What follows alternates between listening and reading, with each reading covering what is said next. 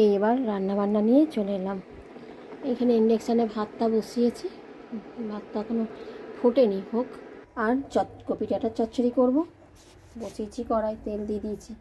Copy ডাঁটাটা আর আলুটা এরকম একটুখানি ভাপিয়ে নিয়ে ফেলে দিলাম জলটা। তো গ্যাসটা জ্বালাই। এবার তেলটা গরম হয়ে গেছে, বড়িগুলো আগে দিয়ে দিই।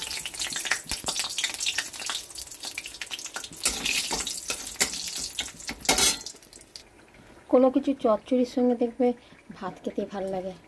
আর কতদিন ধরে ভাত খাওয়া হচ্ছে না ঠিক করে, ওই জন্য আজকে ভাত বসিয়েছি। এখন পর আর ভাত খেতে যাবে না, খালি আমি আজকে ভাত করলাম। আজকে কপি ডাঁটা চচ্চড়ি করছি, আজ একটু ভাত খাবো চচ্চড়ি দিয়ে। আর বেশি কিছু রান্না করব না, একটু পোস্ত করব, একটুখানি টমেটো দিয়ে একটুখানি ঝোল ঝোল মতো করে।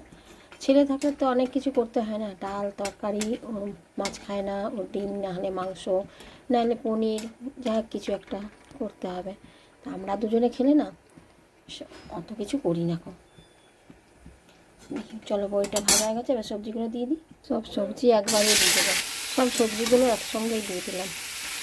একসাথেই ভাজা ভাজা করবো, একটুখানি ভাজবো।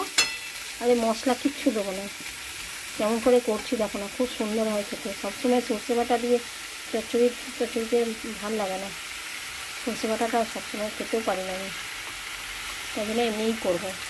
বড়ি দিয়েছি, সবজিটা হয়ে গেলে তারপর আবার ফোড়ন দেবো। দিয়ে দেবো নুন পরিমাণ মতন একটু, আর হলুদ, আর একটুখানি ভাজা ভাজা করে ঢাকা দিয়ে দিই।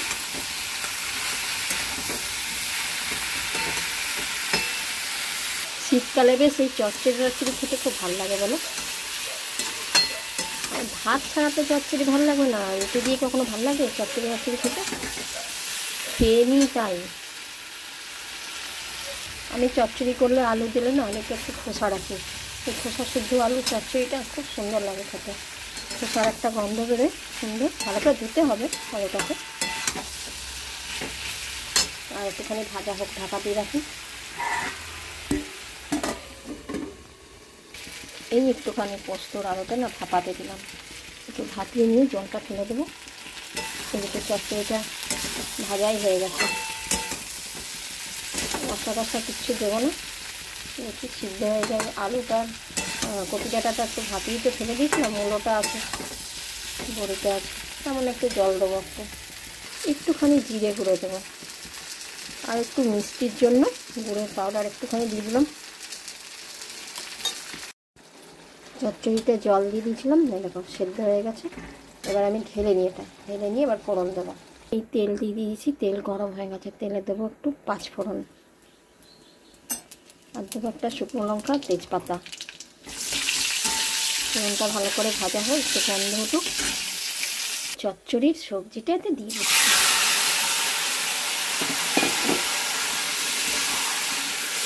ভালো করে একটু নেড়ে চেড়ে একটুখানি ভাজা ভাজা করবো, একটুখানি ঢাকা দিয়ে রাখি, তাহলে গন্ধটা ভালো বেরোবে। এই আমার চচ্চড়ি হয়ে গেছে, এই চচ্চড়ি হয়ে গেছে, এবার নামিয়ে নিলাম। চচ্চড়িটা হয়ে গেছে, এবার পোস্তটা বসাই। তেল দিয়ে দিয়েছি কড়াই, এতে দেবো একটু কালো জিরে আর এই 3টে কাঁচা লঙ্কা। এবার এই কেটে রাখা আলুগুলো দিয়ে দিলাম।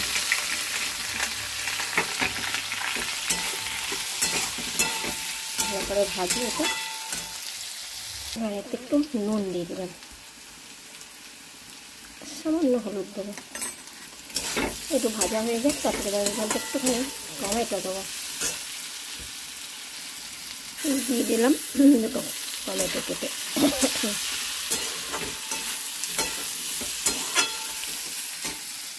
এবার এই পোস্তটা দিয়ে দিলাম। এই হয়ে গেল আমার টমেটো আলু পোস্ত দিয়ে। এই আমার আজকে রান্নাবান্না কমপ্লিট। যে টমেটো আলু পোস্ত করলাম, একটু ঝোল ঝোল রাখলাম, আর কোনো ডাল টাল করিনি তো। আর এটা কপি ডাঁটা চচ্চড়ি, আমার তো এই শুধু এটা দিয়ে খাওয়া হয়ে যাবে। আর সাথে একটু স্যালাডে শসা, একটু টমেটো, কাঁচা লঙ্কা আর ধনেপাতা রেখেছি। আর যেহেতু মঙ্গলবার নিরামিষ, ওই জন্য। তো কেমন লাগলো? আর ভাত তো থাকবেই সাথে, ভাতটা একদম গরম গরম নামাবো, ভাত এখন নামাইনি। তো কেমন লাগলো আজকের আমার এই দুপুরের রান্নাবান্না, তোমরা কিন্তু বলো। আর কমেন্ট করো, লাইক করো। টাটা সবাইকে, সবাই ভালো থেকো, সুস্থ থেকো। আবার দেখা হবে অন্য কোনো ভিডিওতে।